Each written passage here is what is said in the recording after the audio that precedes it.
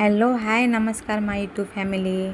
आज हूँ पवित्र भागवत जन्म से आपन को हार्दिक हार्दिक शुभेच्छा और शुभकामना।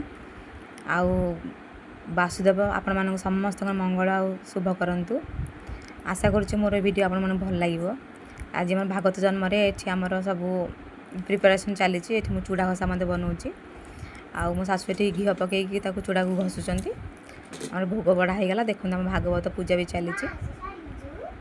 भगवान वासुदेव को धूप दीप आलती चंदन सिंदूर सब अर्पण करागला। आ कहगला भगवान वासुदेव आपण को धूप दीप सब अर्पण करागला, आप ग्रहण करूँ।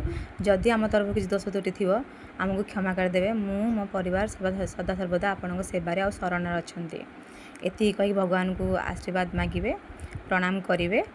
एवं जेहेतु पूजा हो तो फास्ट चैप्टर पढ़ी की बही स्टॉप करा जाए। ये मो शाशु पढ़ुं फास्ट चैप्टर पढ़ी सारे भोग पानी छड़ाई रखाई भोग आने समस्ते पाइबे। देखो आम भोग ये चूड़ा घसा कदली उखुड़ा सब पकाई। आशा करुच्ची मोर वीडियो आपको भल लगे। बहुत दिन पर मो वीडियो वॉइस नोट दे छाड़ुची। आउ किसी कारणवशतः किसी असुविधावशतः मुझे छाड़ी पार नी। देखो फ्रेंड्स केते बढ़िया टेस्टी होता चूड़ा घसा। मो सान झील खाऊँ। आशा करुच्ची मोर ये मिनी वीडियोटी आप भल लगी। तो जदि भले तो प्लीज़ बहु मात्रा like share and comment subscribe please करने। Thank you friends. ओम नमो भगवते वासुदेवाय नमः। जय Jagannath friends, please support me.